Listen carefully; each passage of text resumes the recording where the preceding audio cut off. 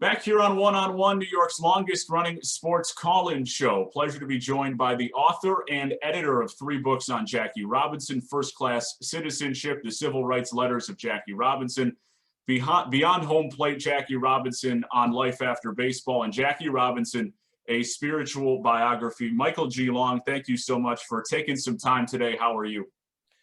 Nick, good to be with you. I'm doing well, thanks. So let's get into Jackie Robinson a little bit, and your writing in particular was pretty interesting to me because it explores perhaps a different side of Jackie Robinson from what is given to perhaps the general population. How is Jackie Robinson different from the way he is portrayed traditionally in popular culture? Well, I think of the Jackie Robinson books that I grew up with. I also think of the way Major League Baseball has celebrated his legacy and just the way that he's presented in pop culture. And when I think of those things, I see a Jackie Robinson who's frozen in 1947, especially on April 15th, 1947. This is the day that he shatters the color barrier in Major League Baseball. He is soldiering non-violently. He's turning the other cheek. He's brushing the dust off his uniform and just moving on. He's not responding directly to all the racist taunts and jeers that come his way. And in this sense, Robinson is non-threatening to us, and especially in white America. He's safe. He's a figure who is not hitting us back. And we laud this Robinson, I think partly because he is so safe and he is so non-threatening. And so we've frozen him there, I think, for that reason, just as we've frozen Dr. King at the Washington Monument, at the Lincoln Memorial on August 28th, 1963. King is less threatening there than he is at other points of his life. And the same is true of Robinson in 1947. Now, the Robinson we depict in the book, Nick, is a little different from that. You mentioned his first season, 1947, and many of his teammates opposed to integration, supporting a league-wide walkout, and some of the craziness that went on in that first season that we seem to pay more attention to. What was your understanding of that season and some of the challenges that Jackie had to face? One of the challenges he had to face was just the lack of support among his teammates and among the Dodgers organization. When he showed up in the locker room, they didn't even have a locker for him. They weren't quite sure that the great experiment, as it was called, would work. In fact, they put his jersey on a peg. And not only did they do that, they gave him a really high number.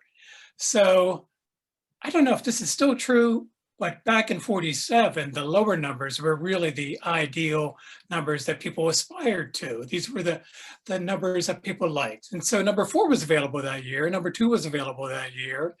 One of them went to Duke Snider, a great rookie. But Robinson got number 42. That was a really high number. It's not something that one aspired to in 1947.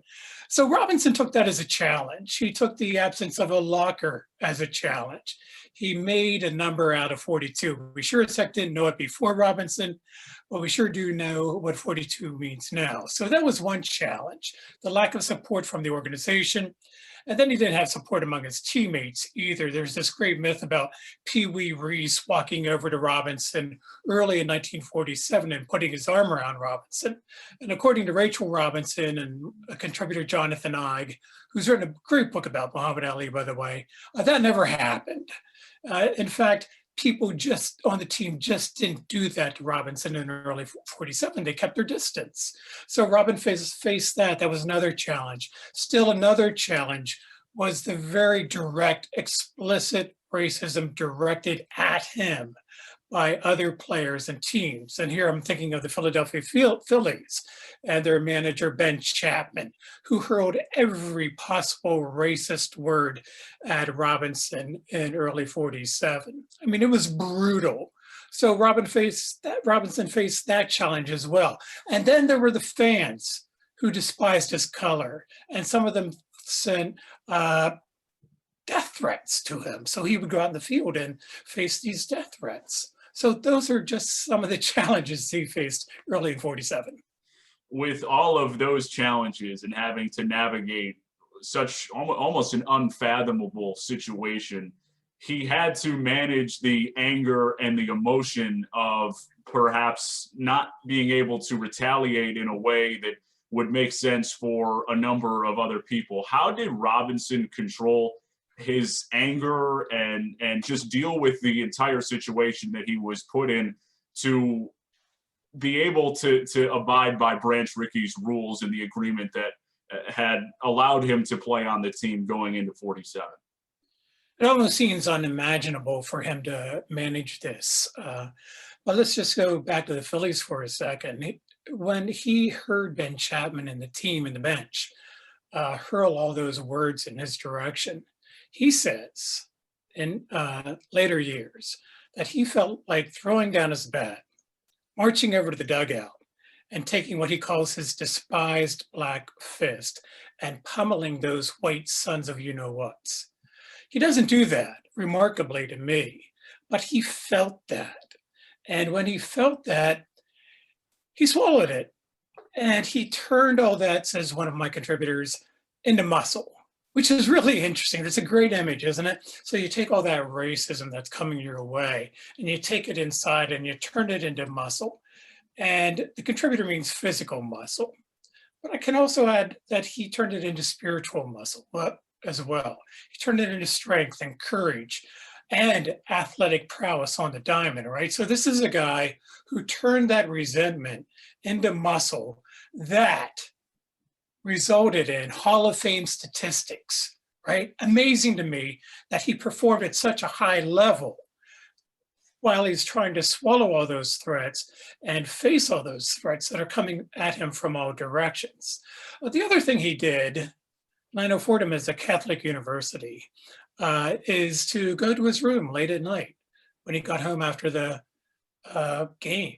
He would kneel by his bedside and ask God for strength and courage. And according to Rachel, he did this every night. So he turned to God for help as well. These weren't easy times for Robinson. He was not naturally peaceful. He was not nonviolent, as he put it.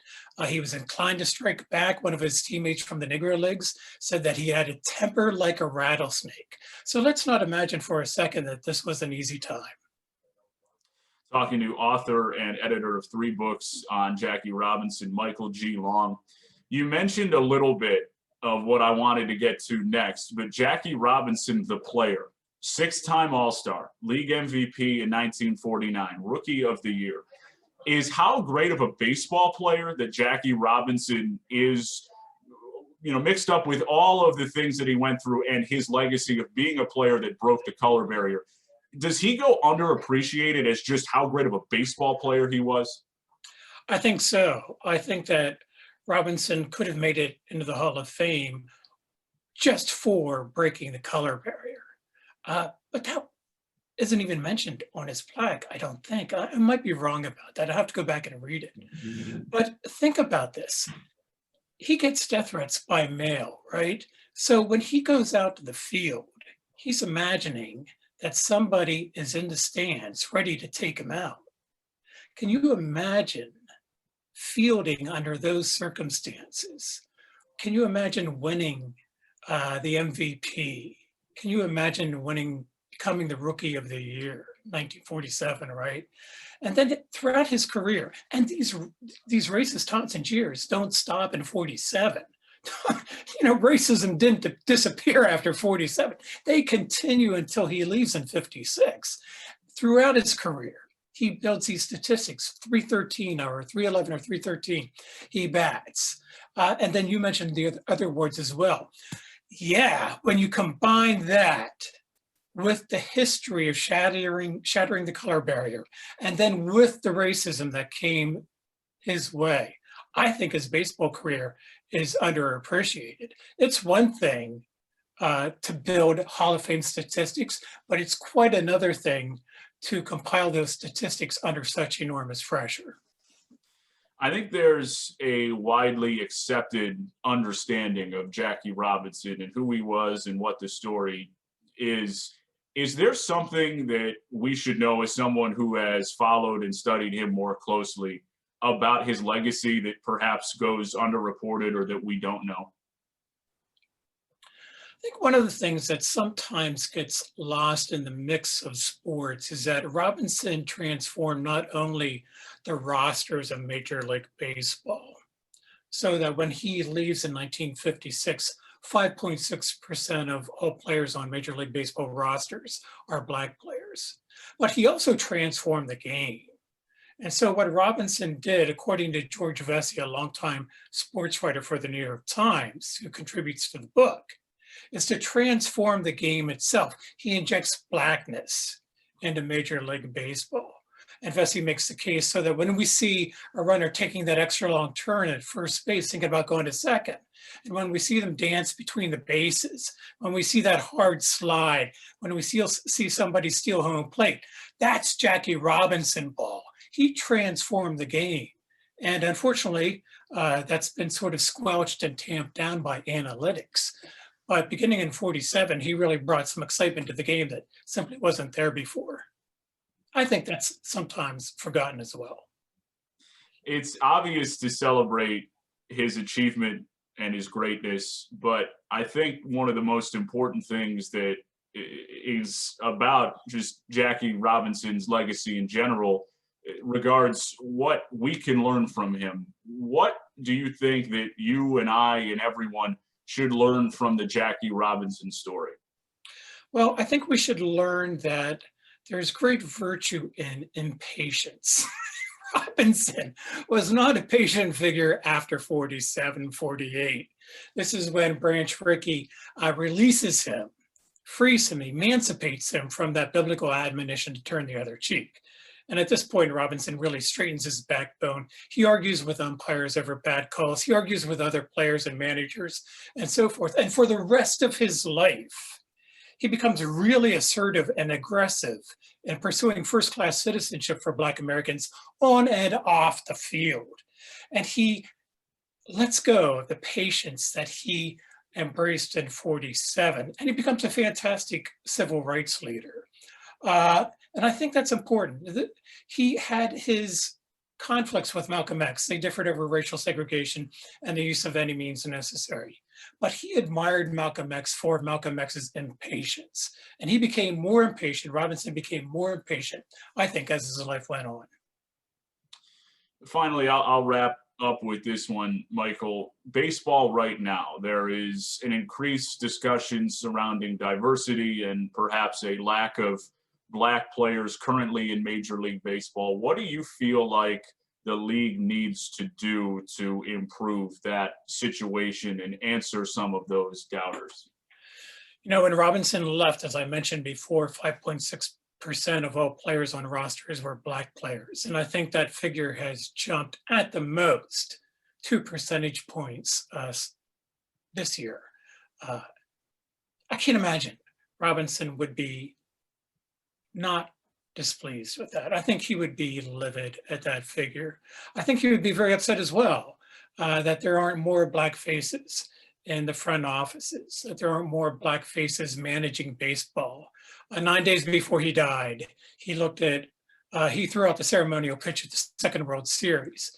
And he said to a nationally televised audience, I'm happy to be here, I'm pleased to be here, but I'll be a lot happier and more pleased when I look down third baseline and see a Black face managing baseball. 9 days before he died, he said that. So I think he would be upset at the way Major League Baseball is right now in terms of the absence of color. Right. So what can we do about it? I just saw that Major League Baseball hired Ken Griffey Jr. for issues of to take care of, or at least address issues of diversity and development among urban youth. That's a tall order. It really is. You know, baseball itself is not a fast sport. It's not attractive and sexy like the NBA, like the NFL.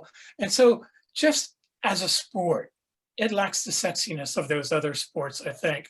But it's also up against social figures, social forces, like the lack of green space in urban areas, like poverty. You know, it takes a lot of money to play baseball and field a team.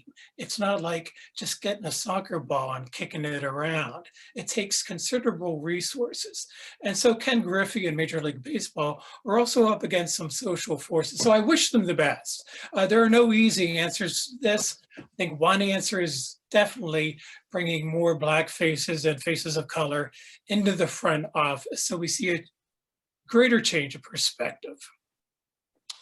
He is the author and editor of 3 books on Jackie Robinson: First Class Citizenship, The Civil Rights Letters of Jackie Robinson, Beyond Home Plate, Jackie Robinson on Life After Baseball, and Jackie Robinson, A Spiritual Biography. Michael G. Long, thank you so much for taking some time today. Great to be with you, Nick. Thanks so much. We'll be back with more one-on-one right after this.